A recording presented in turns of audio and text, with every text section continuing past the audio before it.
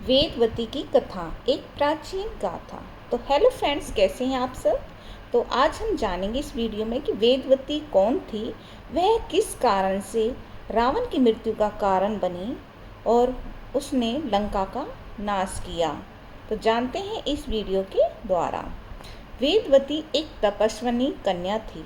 वह महान तपस्या में लीन थी। उसका जन्म एक ऋषि कुल में हुआ। ऋषि कुश ध्वज उसके पिता थे।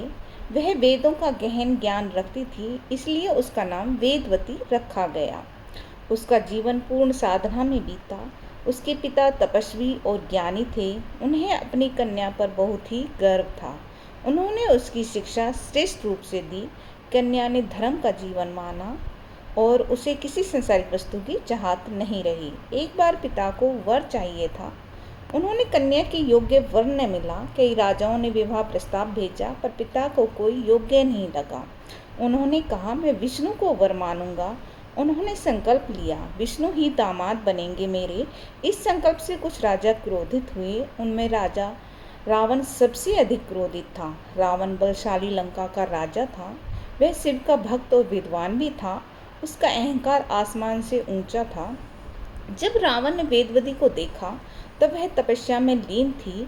वह एकांत में नदी किनारे बैठी हाथ में कुछ मंत्रों का जाप करती। उसका चेहरा तेजस्वी और शांत था।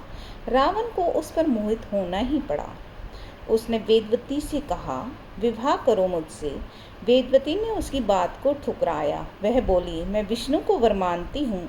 तुम अधर्मी और अहंकारी हो रावण। तुमसे विवाह मेरे धर्म के विरुद्ध है। रावण ने जबरन हाथ पकड़ लिया।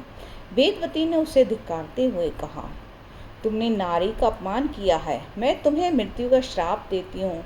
मैं अग्नि में देह त्याग करूँगी, फिर जन्म लूँगी, तेरा अंत करूँगी। तो फ्रेंड्स, ऐसा कहते हुए वह अग्नि में छलांग लगा दी। उसका शरीर अग्नि में जल गया, पर उसकी आत्मा शांत नहीं हुई। उसका संकल्प अड़िग और स्थिर रहा। उसने मृत्यु को भी वर बना लिया। वेदवती अग्नि में विलीन हो गई। रावण कुछ पल तक स्तब्ध रह गया। फिर वह अपने पथ पर चल पड़ा, पर नियति ने निर्णय पहले ही कर दिया था। वेदवती ने हवन कुंड में छलांग लगा दी। उसका शरीर अग्नि में जल गया, पर उसकी आत्मा शांत नहीं हुई। उसका संकल्प अड़िग और स्थिर रहा। उसने मृत्यु को भी वर बना लिया। वेदवती अग्नि में विलीन हो गई। रावण कुछ पल तक स्तब्ध रह गया। फिर वह अपने पथ पर चल पड़ा, पर नियति ने निर्णय पहले ही कर दिया। युगों बाद अयोध्या में राम जन्मे। राजा दशरथ के 4 पुत्रों में सबसे बड़े राम।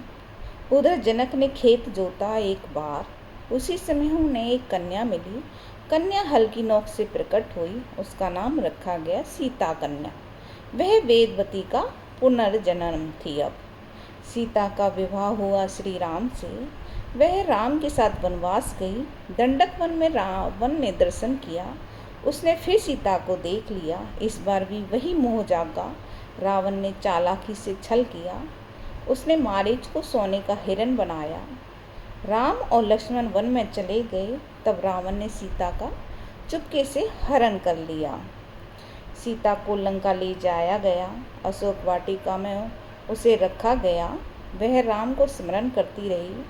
हनुमान उसके पास पहुँचे। एक दिन राम ने वानरों की सेना तैयार की। लंका पर भीषण युद्ध आरंभ हुआ। अंततः रावण राम के हाथों मारा गया। सीता ने फिर से एक बार अग्नि परीक्षा दी।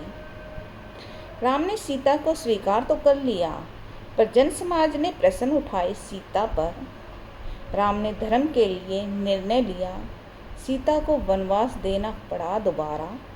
फिर वह वन में एक आश्रम गई। वहाँ वह वाल्मीकि आश्रम में रही। उसने लव कुश को जन्म दिया। वहीं समय आया जब सत्य सामने। राम ने सीता को पुनः बुलाया।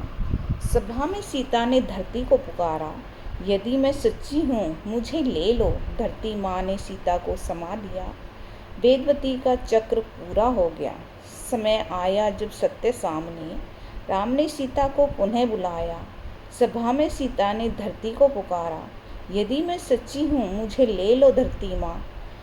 धरती माँ ने सीता माँ को संभाल लिया, वेदवती का चक्र पूरा हो गया। यह कथा हमें प्रेरणा देती है हमेशा कि स्त्री केवल कोमल नहीं होती, वो जब चाहे अग्नि बन जाती है, वो न्याय के लिए कुछ भी कर सकती है। वेदवती इसका सर्वोत्तम उदाहरण है। उसकी तपस्या व्यर्थ नहीं गई कभी। उसने अपना वचन निभाया पूर्ण रूप से। वह सीता के रूप में अमर हुई। हर युग में वह फिर जन्म लेती है। अगर आपको मेरी वीडियो पसंद आई हो तो प्लीज़ लाइक शेयर सब्सक्राइब करना ना भूलें, और ऐसी ही अनोखी और अलौकिक कहानियाँ सुनने के लिए आप मेरे चैनल को सब्सक्राइब कर सकते हैं। और आपका एक लाइक हमें मोटिवेट करता है। आप हमें लाइक करें ताकि हम अलग से